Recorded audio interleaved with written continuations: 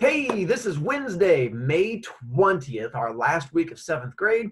Last couple days, we're getting into stories for this one. This is my last technically my last official story, because tomorrow is not stories. Tomorrow is advice. It's a whole different thing. And then Friday is completely optional, but I will do one on Friday at 10:30, which is a story about me getting into a fight. And so I'll throw in that last story for you guys then.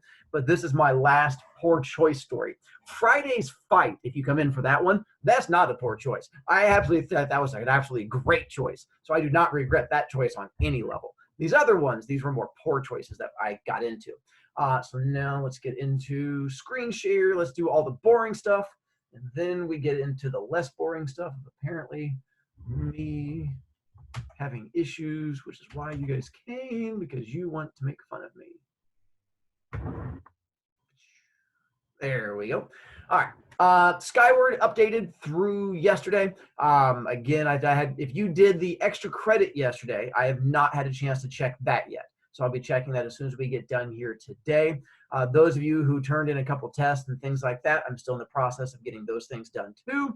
But other than that, I try to update as much as I can. I update Skyward every day as things get turned in. So it shouldn't take more than 24 hours for me to get things on there.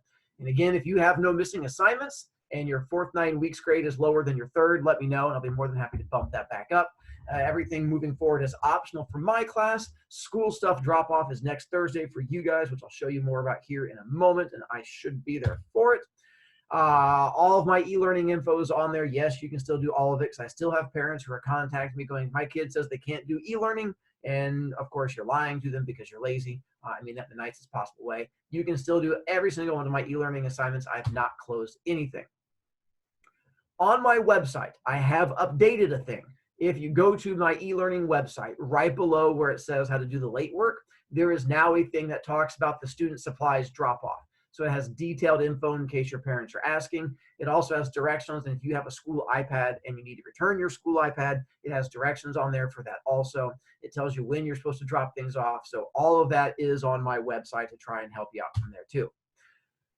Tomorrow's Zoom and Friday's Zoom are going to be at 10:30. Again, I open it at 10:15. It probably takes until about 10:45, as you've noticed, to get all the kids in because they slowly trickle. And then I get a chance to start because it's hard for me to let people in once I begin talking. Okay. Here is your extra credit one for today. Today is optional Socrati. If you want to do it, go ahead and do that whole screen capture thing. Go clicky, clicky, and you should be good to go. If you do it, it can get you the extra 2 points. If you don't want to do it because you're fine with your grade, I'm absolutely fine with that one also. The room name is How Many, Howmany. By the way, those are your 2 clues for today. The Socrati is How Many, and the Zoom name was My Car. So that's going to be your hints for today's story. Today's question: what is the one thing you will remember from my class this year? In the future, when someone asks about you being in my class, what will be the first memory that pops up that you are going to tell them? So that is just my question for you. I'm curious to see what it is that you take away from my class. What is your one guaranteed memory that you are going to have? So if you want to, more power to you. And I will put this up again at the very end if you are interested. Okay. So quick reviewy thing again, the house, this was my very first story, the house layout where I got arrested when I was 8 years old. This was just my reminder to myself. Officially, apparently did not go on my criminal record, as I found out when I got arrested the second time. My second poor choice when I was a high school freshman, the whole Binanca breath spray things. I tried to impress the ladies, and apparently I failed horribly, which went on for a long time, horribly failing the ladies. And then the courthouse, and this is where I had to actually go, me in front of a judge with the whole court and being arrested and stuff like that. All right.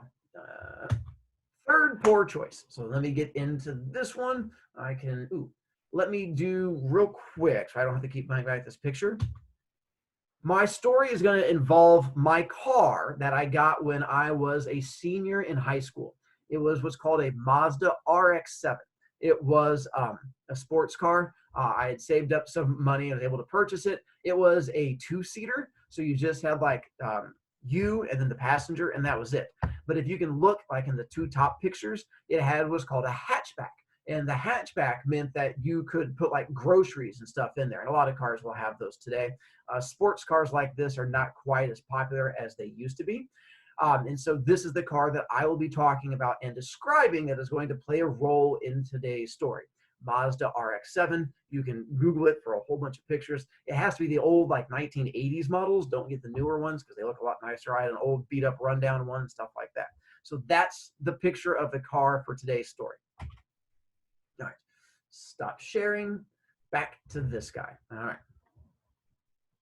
So for today's story, I talked about how yesterday at the when I went to the court and had to go in front of the judge, I got what was called deferred probation. And deferred probation is where I just had not get in trouble again throughout all of my high school years, which seems like it should be a pretty easy thing.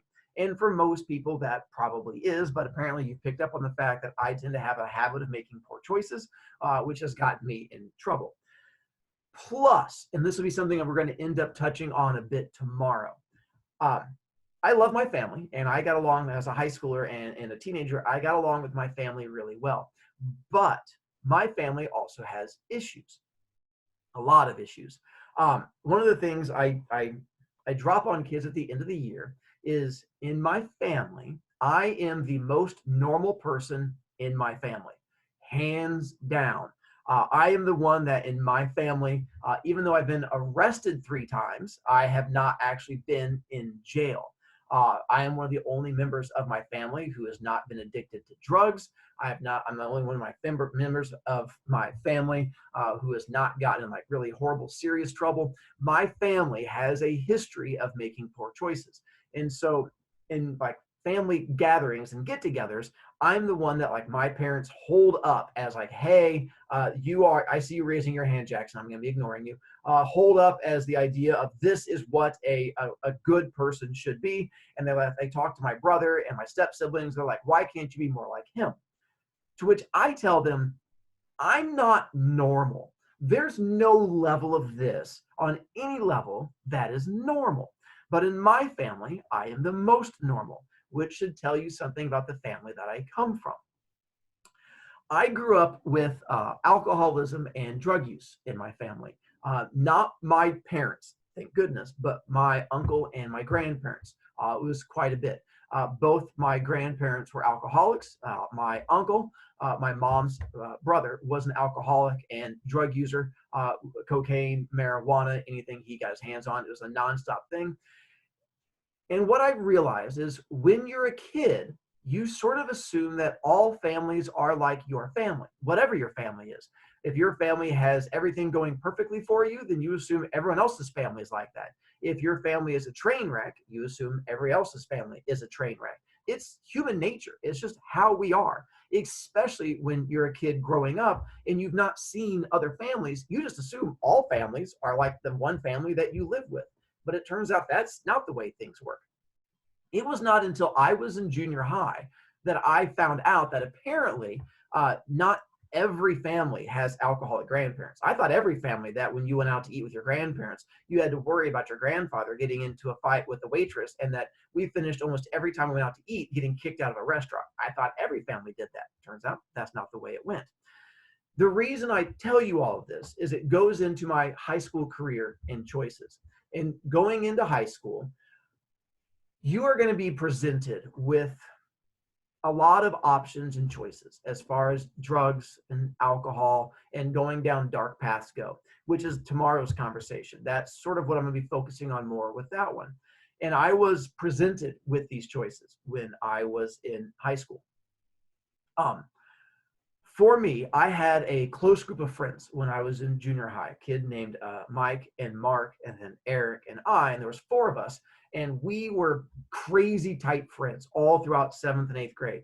I mean, it was my 7th and 8th grade birthdays, they hung out with me. We were just that close group that we did everything together. And then high school happened, and things change in high school. As you start to figure out who you want to be personality-wise, you start to drift away from friends. Some of you have probably already figured that out this year in 7th grade. As you've figured out who you want to be as a human, you've figured out that some of these friends that you've had forever, they're just not who you want to continue being friends with. So things have changed. That's how it was with me. But it's not necessarily an easy choice to make. So I got arrested, and this would have been in October that I got arrested, and the judge said that I could not get in trouble again. Shortly after that, around November, December-ish, my two best friends, Mike and Mark, who I'd been hanging out with for years, who we were the tightest ones ever, they started getting invited to high school parties because Mark's older sister, who was a senior when we were a freshman, started throwing parties at her house whenever the parents were out of town, and they would drink and there'd be drugs there. And Mark, being the fact that it was his house, invited us over. And he was like, hey, my sister's throwing a party. If you guys want to come by this weekend, you can have a sleepover. And we'll just say that my parents are there. And then, there's going to be a whole bunch of older kids there, and there's going to be drinking and stuff like that. I would like to say that I would be a strong enough person to have said no, that I would have been like, no, I'm not going to make that choice because I'm a good kid. But I don't know if that's a choice I would have made. But the choice was made for me because, one, I was paranoid about turning out to be an alcoholic. I was at this age, about 14, figuring out what alcoholism was and how badly it was impacting my family. And it runs in your blood, in your genes. If some people have a better tendency to become an alcoholic than others. Some people can drink alcohol and it doesn't really affect them. Other people, you drink a little bit of alcohol and your body just loves it. And apparently in my family, it's one where it just takes a little bit and my family loves it. So I was paranoid about that. And the other thing was I didn't want to get in trouble with the police. So when I got invited to go to these parties, I said no. I was like, no, I appreciate it, but I'm not going to go to the parties. I'm like, I can't because of the whole getting arrested thing. And they, as friends would be, they were really cool about it. Like, no, we completely understand. But what happened is we grew apart. It was one of those things where it was not on purpose, but because they kept going to these parties and I didn't, they kept meeting other older kids. And where you would notice it was in the cafeteria, in the lunchroom, because we would sit with each other and we had lunch together, which was great. But oftentimes they would get invited to go sit at like the cool kids table because they would meet these kids at the parties. And they're like, hey, I'm going to go sit over there with Bobby's table. Is that okay? And I'm like, yeah, that's not a problem. And it started happening more and more often. And eventually I got invited to come over to like, hey, you want to come with us? And I go like, sure. And I'd come over and I'd sit at the table with them, but it was awkward because I didn't hang out with those kids. I didn't go to the parties. I didn't drink. And it was a rough feeling losing my best friends. And as over the course of my freshman year, the kids I spent all junior high with eventually stopped being my best friends. And it wasn't them being mean and it wasn't anything else. It's just we grew apart. And it was a really tough thing to go through. So I ended up having to make different friends because of it. So I went through all of high school, never getting alcohol, never getting drunk, never doing any of that. Again, I would love to say it's because I was a great person and a solid kid with high morals, but it wasn't. I was paranoid about being an alcoholic because of my grandparents, and I didn't want to get arrested again. So I got through all of high school being what was called a straight edge, which meant that I never touched any kind of alcohol at all.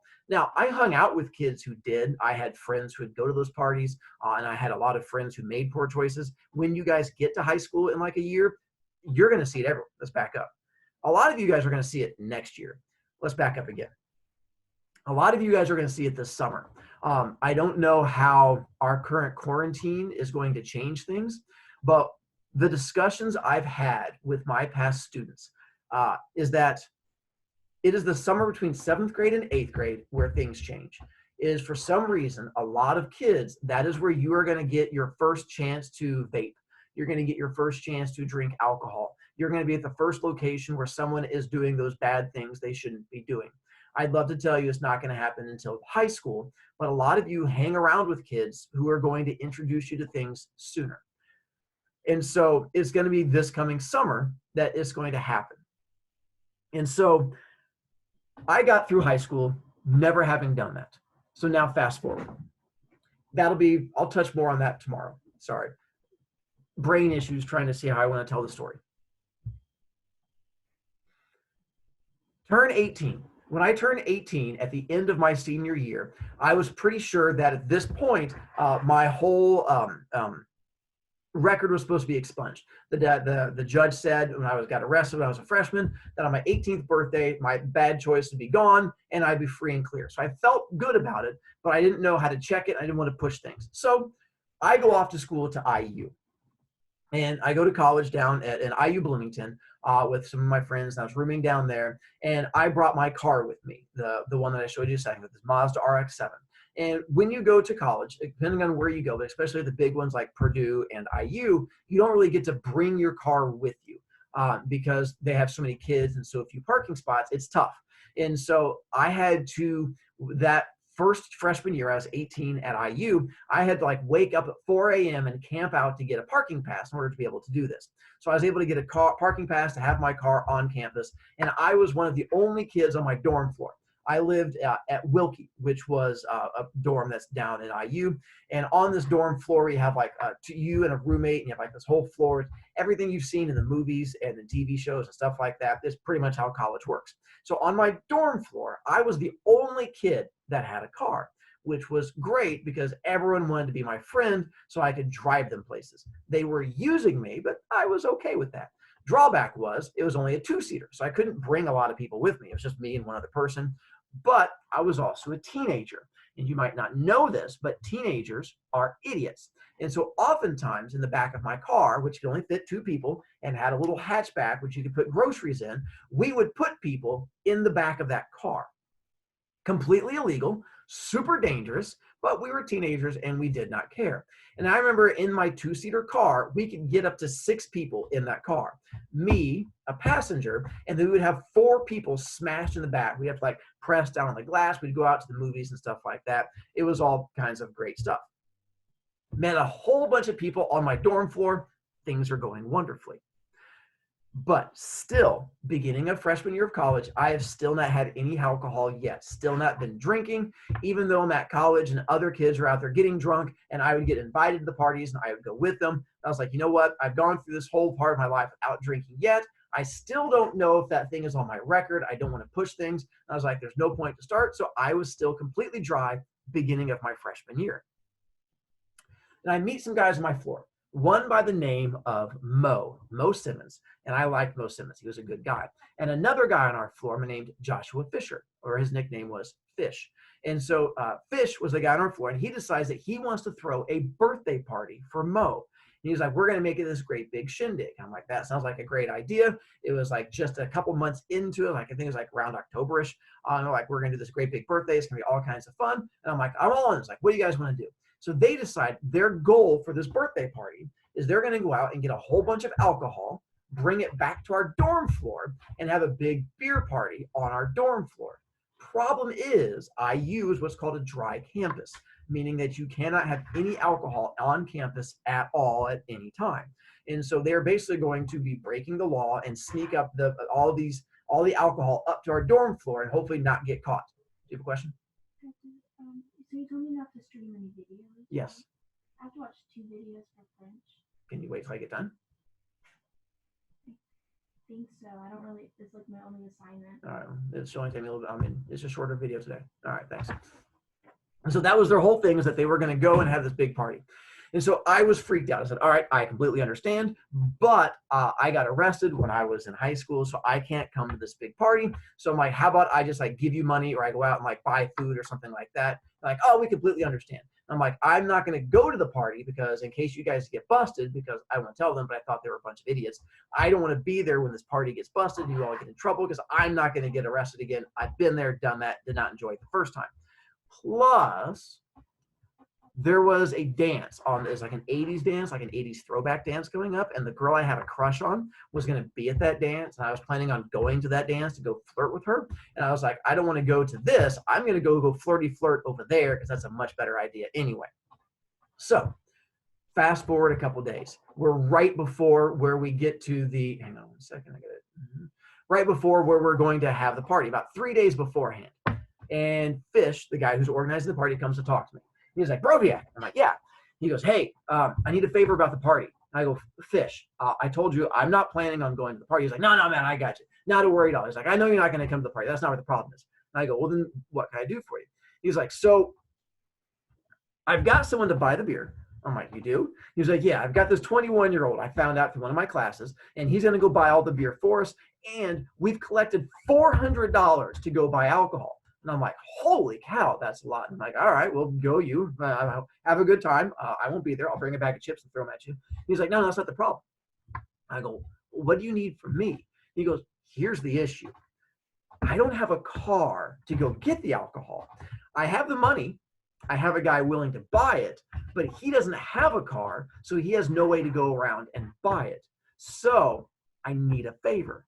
And I saw where this was going, and I was already getting freaked out. I go, what? He goes, can we borrow your car to go drive around and get all the alcohol?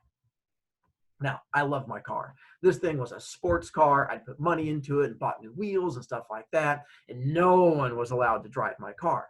And what you might not know about Fish, because I'm not told you, Fish was that scary guy that you see probably on TikTok or YouTube, who's one of like, watch me do this. And like he like goes and like jumps off a building into like a pool full of like 4 inches of water. And you're like, what is wrong with you? That was him. He was the one that whenever we would go to a party, he would like jump off the back deck of a party and try to land in a bush and then like get out and roll. And he's like, I'm good. Scared me. The idea of him driving my car to go out and buy illegal alcohol freaked me out. I could just see him like drive like, roar, like going on 2 wheels and rolling it. So I told him, hey, I understand what you're going through, but my parents would kill me if I let you borrow my car and like you got pulled over or something like that. So there's no way I can let you borrow my car. I appreciate it. I wish I could help you guys out, but like you borrowing my car is just not going to happen. He's like, oh man, that sucks. Wait, well, if I can't borrow your car, how about you drive instead? And I'm like, what? And he goes, well, how about this? How about you drive the car and the 21-year-old goes along and you guys can go do it? And I'm like, I don't know this guy. I don't want to go around with some random creepy guy who's older than me and have him buy illegal alcohol. That doesn't sound like a good idea either. He's like, okay, I have another solution. I go, what? He goes, you drive around, the 21-year-old goes, and I'll come with you. So that way it's not like a creepy, awkward situation. I'm like, I don't know about that. Let me think about it.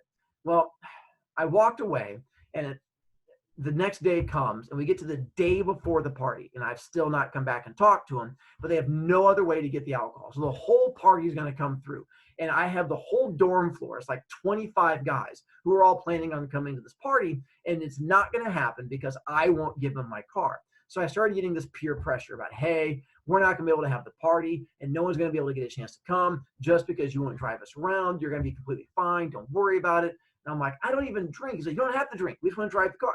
So eventually they wore me down. So I said, fine. Okay. I'll drive you around, and then you guys can buy the alcohol. I don't drink anyway, so I'm not going to get in trouble for it. So we should be completely fine. So that's what we do. So that night, we wait until it gets dark out, and the 3 of us go down to my car. And we have, I have blankets in the back of my car, like throw over all the beer. And so I'm driving in my sports car, and then I have the 21-year-old who's sitting next to me, and then Fish, who's sitting in this little hatchback area. So he's literally like sitting with his feet up and smashed, like laying down sideways because he goes where groceries would go. And so we're driving around to all these different stores in Bloomington, and they limit how much alcohol you can buy at any one store because it turns out adults are not idiots. I know like all these teenagers are trying to buy alcohol. So you can only buy like, you know what a case is? It's like we have like the 24 cans. Like hopefully you guys have like a case of Mountain Dew or a case of Pepsi or a case of Monster. It's like this big thing of like 24 cans. And so you can only buy 2 of those at a time. And so we drove around to all these different grocery stores and liquor stores, and we would sit in the car, and he would go in and buy them and then bring them and put them in the back, and we'd throw a blanket over it. Highly illegal because I could not be there. I mean, like nowadays, you guys can probably go to a liquor store with your parents, and that's fine. But in a college town, me being in a car with this alcohol made it illegal because not anyway.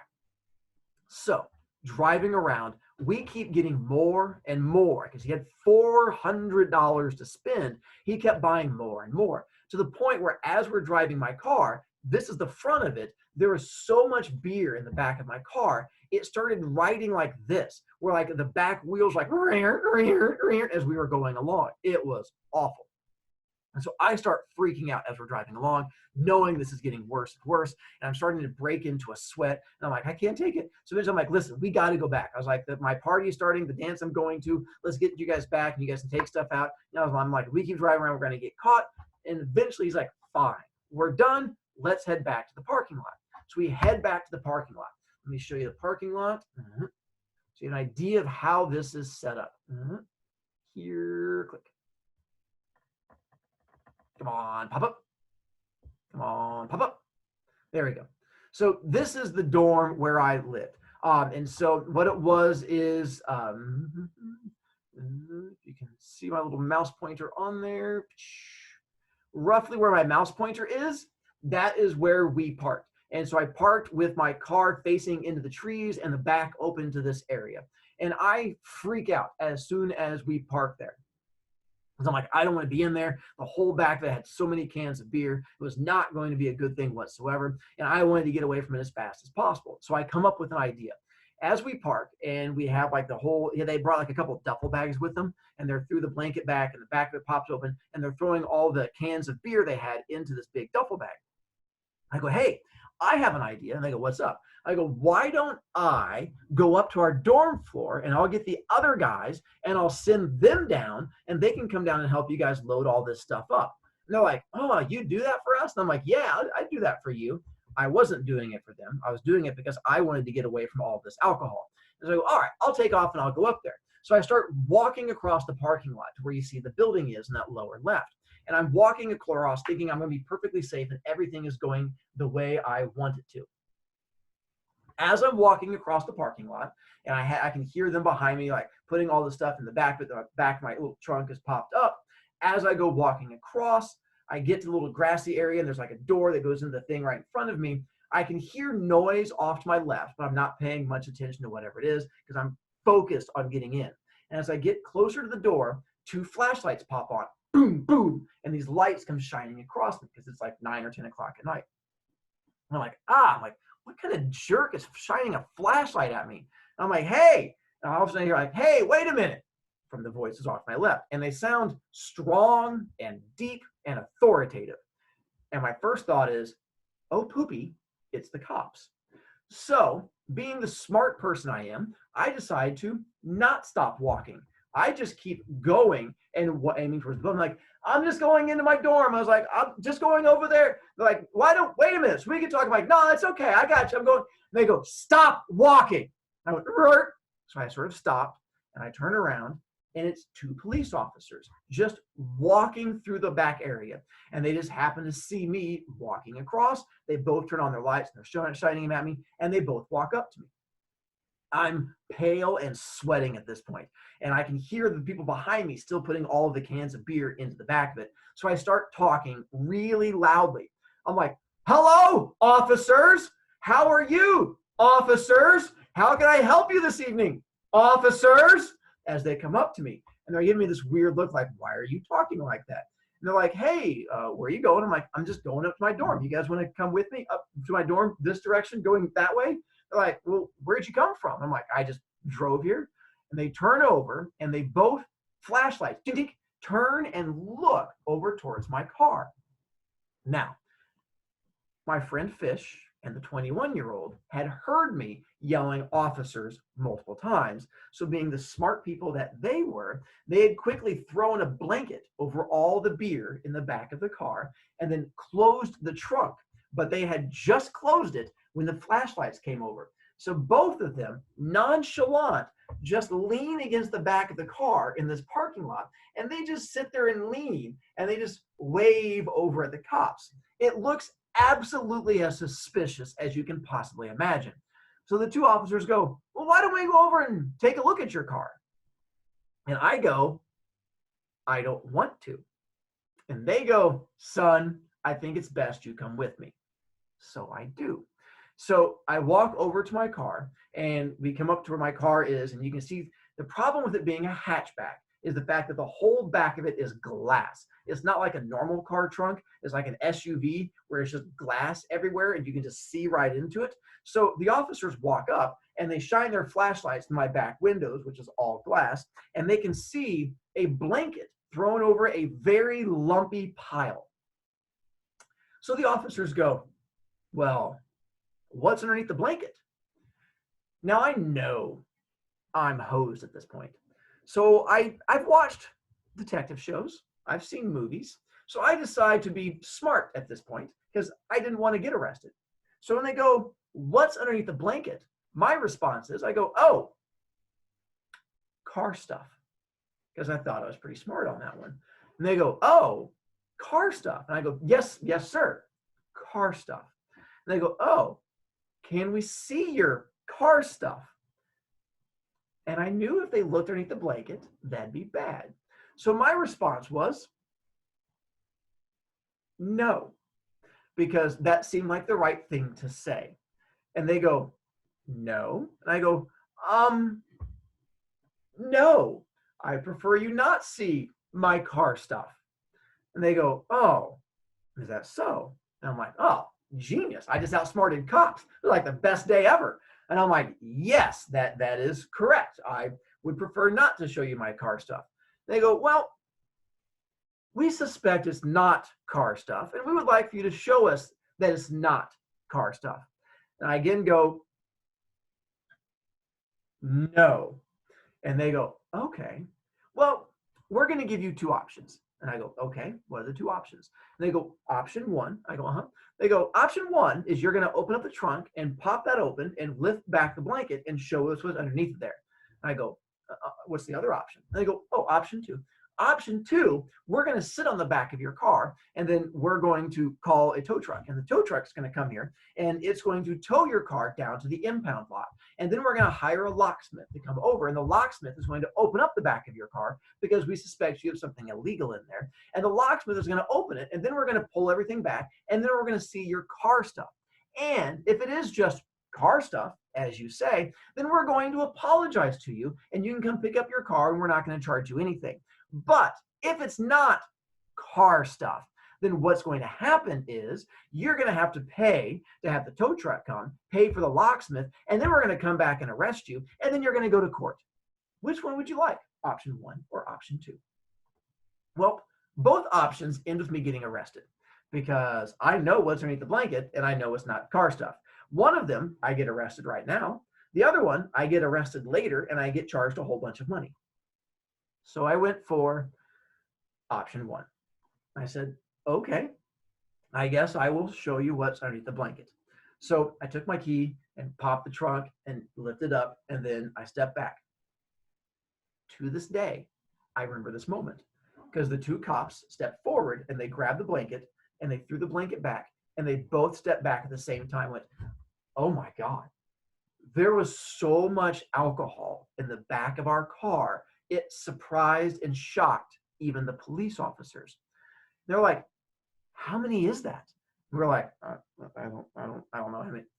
We had bought something like 300 cans of beer that was in the back of my car, which was some ungodly, insane amount. It was enough that even the cops' eyes were gigantic and huge. So the three of us are standing there, and the cops look over at the three of us, and they go, all right, boys, whose car is this?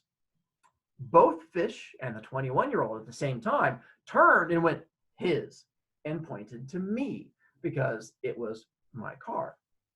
And I'll be honest, at this point, I honestly considered not claiming the car, just going, I don't know whose car that is. You can take that car. That car's trash, and just walking away because I figured I'll just get rid of the car and not getting arrested. But I had a feeling my parents would beat me if that would happen, and that would be all kinds of awful. So I had to make a tough choice. I decided to claim my car, which is what I did. I went, that's my car, sir. And the officer went, it's your car, son? I went, yes, sir. He looked at Fish and the 21-year-old, and he goes, gentlemen, you're free to go. And he let the two of them leave. The shock I see on your faces is how I felt at that moment. I was like, what? And both Fish and the 21-year-old were like, what? Turns out, legally, only the person who owned the car is responsible for it. Because they were found outside the car, they were just random people who happened to be there. Only the owner of the car gets in trouble. So, of course, the 21-year-old and Fish just take off running. And the officer turns me around, reads me my rights, and puts handcuffs on me again. Clinky, clinky, clinky, clinky. And I'm just sitting there going, are you kidding me? I hate October of freshman years.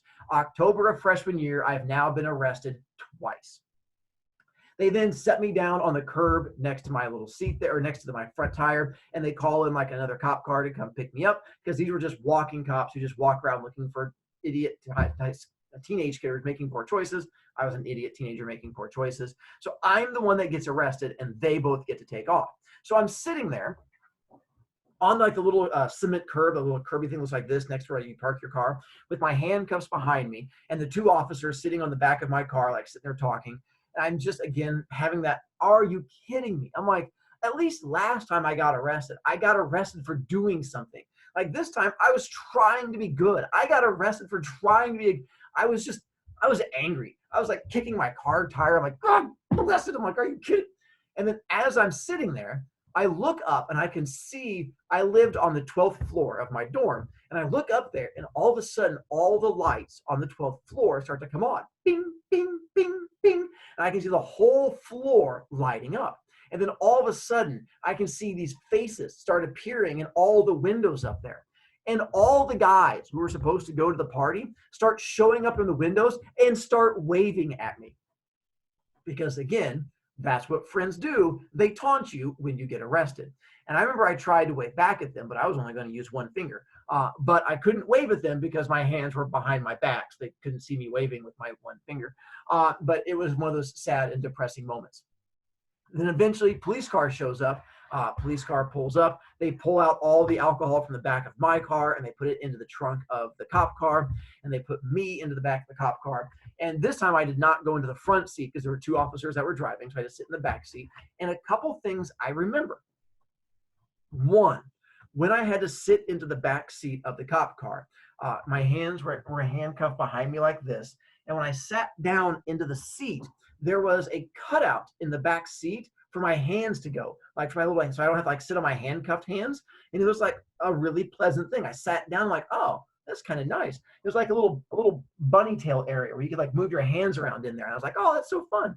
And the other thing I noticed was the whole back seat was hard plastic, like your chairs at school, like that kind of hard. It wasn't like cloth like you have in your car. It was like a hard plastic, like school seats. And I remember like we're driving along, and I'm like looking around, like the chairs plastic, the floors plastic, like there's plastic everywhere.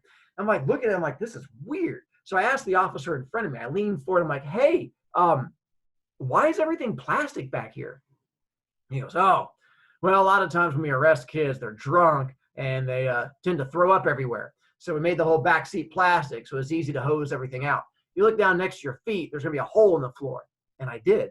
And down between my feet, there's an actual like hole in the floor. They could just hose out the whole back seat and just all go out like a little hole in the ground. I'm like, that is really disgusting and incredibly clever at the same time. So they drove me to the actual police station, and in the police station, they took the handcuffs off. I got a picture taken with like the little thing like this, like the little thing like that. I had to get my picture taken like that. I would absolutely love to show you that picture, but I don't have it because I did not plan on telling this story ever. By the time I did, it was already gone and expunged. But yeah, at some point in some records, there is a thing of me holding like a little thing like that because I got arrested at 18, where you actually have to get the little thing from there. And my parents did not have to pick me up because being 18, they just like fingerprinted me, took the little thing and said, we're going to contact you and stuff like that, and then kicked me out. And I had to leave the police station. Problem was, it was at this point, like midnight, 1 a.m. I get kicked out of the police station, like go home. But the police station is on the other side of town, and my car is back at my dorm.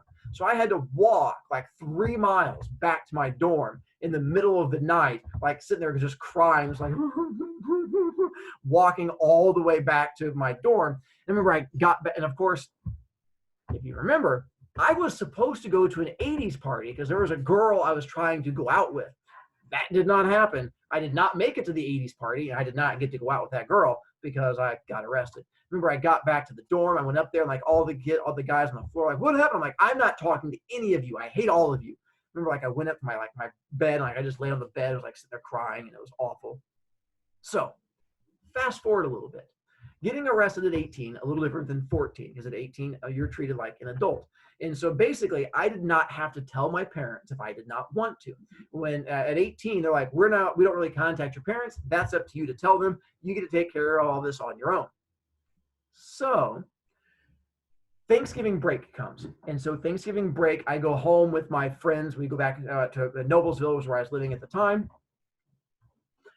And I decide I'm going to tell my parents about the fact that I got arrested, because I'm like, if I don't tell them, I'm afraid like mail is going to show up like, hey, here is your paperwork for the time you got arrested. My mom would open it and like I'd get in even more trouble. It's like, you know what? It's better to get in front of this and just tell my mom ahead of time. So I show up at home and I sit my parents down, my mom and my stepdad, and I'm like, I have information to tell you. They sit down and I'm like, well, what's going on, hon? And I'm like, okay, remember my freshman year of high school? They're like, yeah. I go, remember when I got arrested my freshman year of high school? They're like, uh-huh.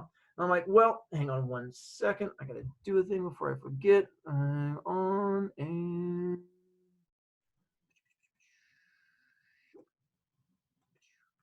I remember how I got arrested my freshman year of high school. And they're like, uh-huh. I go, well, it happened again. They go, what do you mean it happened again? I go, I got arrested. Like, you shoplifted again? I'm like, no, I didn't shoplift again. I'm like, I got arrested for alcohol. They're like, what? I'm like, but I don't drink. And so I tried to explain to my parents that I don't drink. I'm like, okay, listen, all right. I got arrested for alcohol charge. Like, what do you mean? I'm like, well, I had like 300 cans of beer in the back of my car. Like, 300 cans of beer. I'm like, I know, but I don't drink. It was for a friend's party. So I mentioned earlier that I come from a family of alcoholics and drug use, and we have issues. So my parents didn't believe me when I told them I don't drink. So as I tried to tell them, like, hey, I've got arrested for all this, my mom's reaction was, hon, we're going to get you into rehab and we're going to get you past this. I went, Mom, you understand, I don't drink. She goes, no, hon, you have to admit you have a problem before we can help you. If you keep denying you have a problem, we can't get you any help. And so I had to explain to my mom, I don't drink. I'm just an idiot. She goes, hon, no one is that big of an idiot. You just have to accept that you need help. So I got into a fight with my mom about the fact that I didn't drink. She wouldn't believe me. I had to invite my friends over. I had to invite my two friends that she'd known since I was in junior high, not Mike and Mark, but I had two other friends who I had been friends with that whole time. I had to invite them over. She made me leave the room so she could interrogate them. She sat them down at our kitchen table, made me stand in another room, and she started asking them about my drinking and alcohol problem, how long I've been an alcoholic, and how I was hiding it. They had to convince her I did not drink. I was just an idiot. She had trouble believing that anyone could be as big of an idiot as me. And they're like, no, you don't understand. He's not a drunk. He's just stupid. And the feeling of relief when my mom came in and she was like, oh, thank goodness. She's like, you're not an alcoholic. You're just an idiot. And I'm like, yay, my mom thinks I'm an idiot. Everything's great. And so it was one of those things. So needless to say, I had to pay a whole bunch of fines and things are awful. Don't worry. It gets worse. Because it turns out when you're underage and you get arrested on alcohol charges, they make you go to rehab. And so the court, I had to go to court-ordered rehab at 18 years old. And so I had to go to every Saturday for like 2 months. I had to show up for an 8-hour class about how alcohol destroys lives. Again, not drank my entire life, but they didn't care because I got arrested for alcohol. So every Saturday I would have to show up and I'd sit in this weird room with all these other people who have to go through and talk about the problems they were having and how they were fighting being an alcoholic. And I was like, I don't drink. They're like, I don't drink either. I don't drink either. None of us drink. We don't drink. I was going to get drunk after. I was like, God bless. And I remember one of the times I came in there and I sat down and it was just scared little 18-year-old me. And I'm like, and this was all old people. It was not like young kids. It was like all people, like they were like boomers, and like 18-year-old me and just like all boomers in there. And it was awful. And I'm just like huddled down, like just looking at all these people. And the first time I show up, there's this lady who comes in and sits down like big open room, like all these things, like a theater kind of thing. And she just sits right next to me. I'm just like, I look over at her and she's like, she stretches out, puts her arm over like the other chair. She's like, how you doing, sweetie? And I'm like, not very good. She's like, this your first time? I'm like, this is my first time. And I'm like, and my last time. I'm like, it's never going to happen to me again. She's like, yeah, that's what I said the last time I was here too. And I'm like, oh, stop talking to me. Stop talking to me. Stop talking to me. And she's like, yeah, I'm just glad I made it. I woke up 15 minutes ago, but you know what? It was lucky. And I'm like, okay, why? She's like, because I was in the alley out back. It was a 5-minute walk. And I'm like, oh God, oh God. She's like, you know what? That's why you should not drink tequila. And I'm like, what? She goes, that's why it's called tequila. Still remember it to this day. And I'm like, what are you talking about, lady? Oh, it was awful. And that kept me from drinking for a while. I didn't drink until like another year or two into college because that made quite the impression on me. Even to this day, I still just don't like drinking just because I've had bad experiences with it. And just from that and from my own family and things along those lines. And knock on wood, that was the last time I got arrested, was at 18 for that one. Again, stories I never thought that I would tell other people. But I did my probation on that one. And apparently, once you do like your probation things, whatever I did, it got expunged from my record. So when I had to like apply for a job, I was worried that it would be on there because it was like 4 years later that I had to apply. And I was worried it was going to pop up and like the principal would be like, hey, says here that you've been arrested multiple times and you're a hooligan. Luckily, never showed up. Like they had no idea. So I'm like, I'm home free. And it wasn't until I started telling the stories to kids that it then sort of became an issue and stuff like that. So now you've officially heard all of my I have been arrested stories. I was arrested 3 times. I told you this one was not quite as bad. I don't feel as bad about this story, unlike the other ones where I felt like, especially my 13-year-old one, I was definitely an idiot on that one. But this one, it was like going back to it, I was trying to be a good person. Just realized that even if, much like in The Outsiders with Ponyboy when he's with Johnny, even if you are in the area of a crime, you still get charged with the crime. I know that because that's what happened to me. I mean, technically it was my car, but you know, there you go. Tomorrow is not really going to be a story of me getting arrested. I have a couple of stories that will connect to me as a child, but tomorrow is much more me passing along advice to you. It's a whole different formatty thing that we're going to end up doing. It's also probably going to be all kinds of awkward and weird because I don't know how it's going to work with me being able to tell the stories like this because typically I try to adjust the stories for each class because each class is slightly different. It's going to be all you guys together, so I have no idea how this is going to work. Much like I had no idea how these past stories worked, but at least it gives you some idea of the things going into it. And then Friday, the last one is completely optional. If you are wanting to show up for that one, more power to you. That'll be the story of me getting into a fight when I was in 8th grade. Again, not a poor choice because I still back it on that one. I still think me getting into that fight was a good thing. I have no regrets, and you'll find out why if you come on Friday. And if not, then it was a good year, and thank you. Alyssa, what would you like to yell at me for today? I just noticed that both of the stories connect back to a girl. Am I wrong though? But as a teenager, yes, that is a thing that seems to be a guiding force for a lot of people. And you'll notice none of them ended with me getting a girl, just me thinking about them, because that was definitely not a skill that I had, not until much, much later. Thanks for picking on me. Much appreciated. Lower hand. 8th grader, what's up with you, kiddo?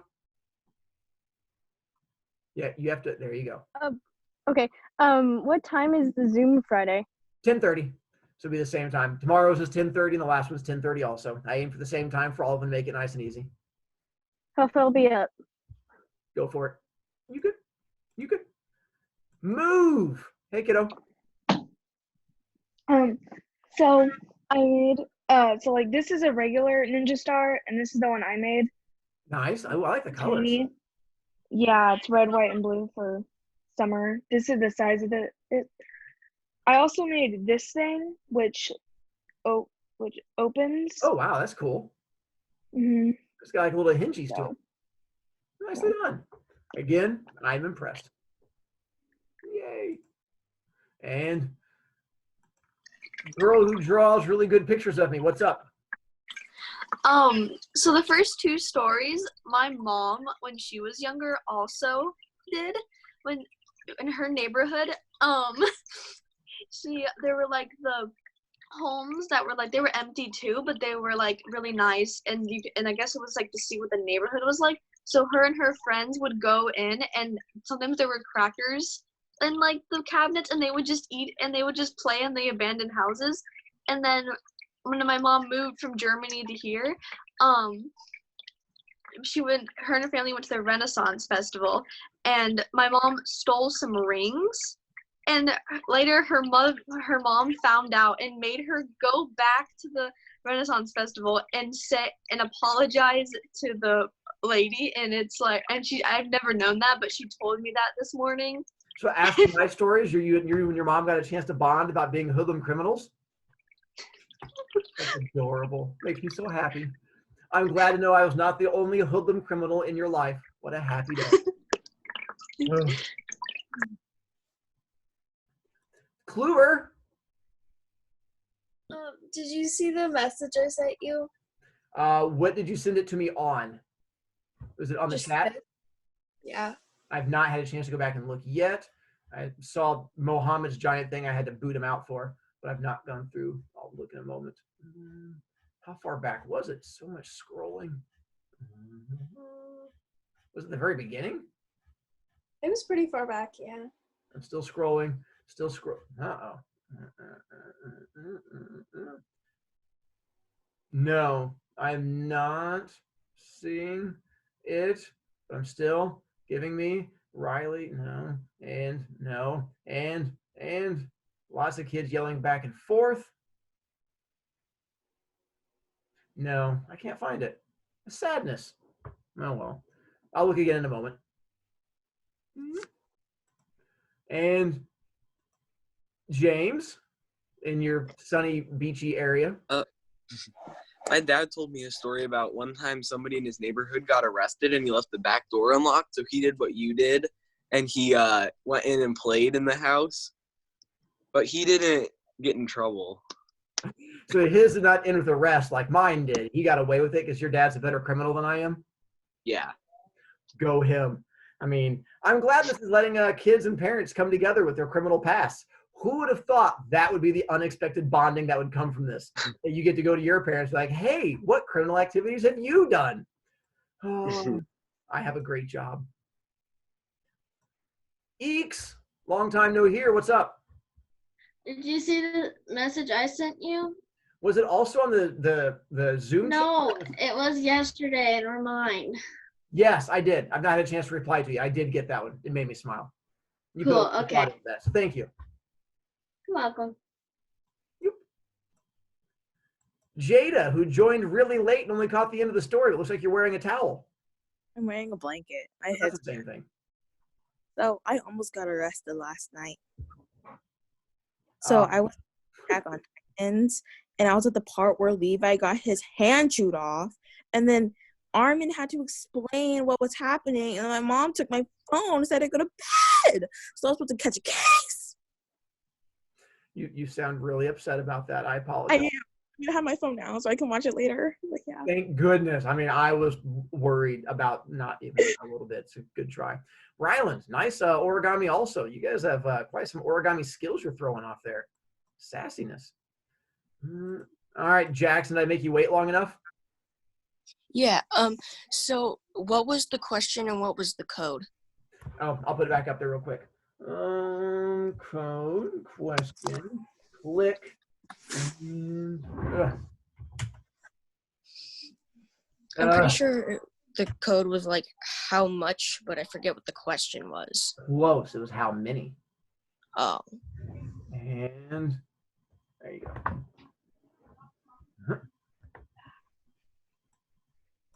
Okay. Back. Oh, okay.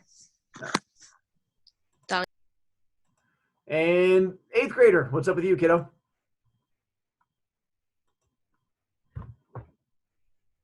So I might be going to see Christy today, and Kai and I were talking about her and I FaceTiming. That way you and Kai can say goodbye before she moves. Let me know, and I'll be happy to help out on that.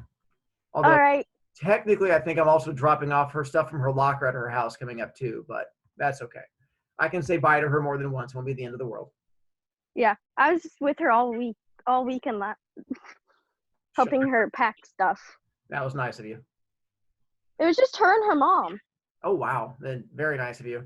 Because her dad and her sister went to South Carolina already. Wow. Then okay. Very nice of you. All right.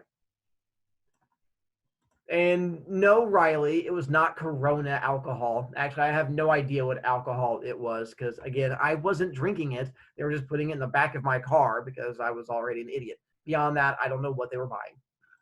Beer was all I knew. Jada, what's up? You want to yelling at me about a TV show again? No, surprisingly. So, I forgot, but solid conversation so far. Yeah, I'm visiting you every day next year.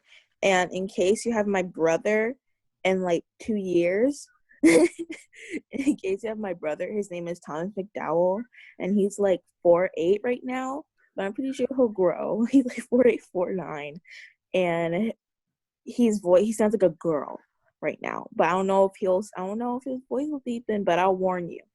I'll go to the conferences. I appreciate it, and I look forward to it. Yeah. I'm hoping a lot of you guys get a chance to come by and bother me next year because you did not get enough of a chance to bother me this year since we've lost so much time. So I would look forward to that. Thank you. You're welcome. All right, Jackson, before I have to get off, let my daughter use Wi-Fi. Okay, my mom wanted me to ask, so for the iPad drop-off, can we also bring cans? Yeah, that should be fine. Okay, and then, Mom, what is it? It's one of the Socrati questions, right? Yeah. So, do I just have to email? I'm pretty sure I already did it, and I'm pretty sure I already emailed you my answer, but It's missing. Yeah, it's showing as missing, but I'm pretty sure I emailed it to you. It's like from April. And it's like from April. If you email me and I can go back and look for that particular day, there's every chance I might have missed it. So just email me and I can go check and I'll let you know if I have it or not. Okay. Night. Y'all are special. All right. That was all for today. I told you it was going to be a shorter story overall. Today's idea was just pretty much my final arrest, which is more fun. Looks like Perla is in the middle of an earthquake. She keeps shaking uncontrollably. There you go. No, that's not making it better. Hang on. I'm going to scroll all the way up. I'm going to see if I can find Kluber's message. I can't figure out why it's hiding from me. All right. I'm not giving up. I'm going to win. All right. I like Roblox. All right. Can I do from here? Control F? No. Patrick, Riley, Jackson, Patrick, Riley, Patrick, Riley, Patrick, Natalie, Patrick, Riley. Actually, I can do this real quick.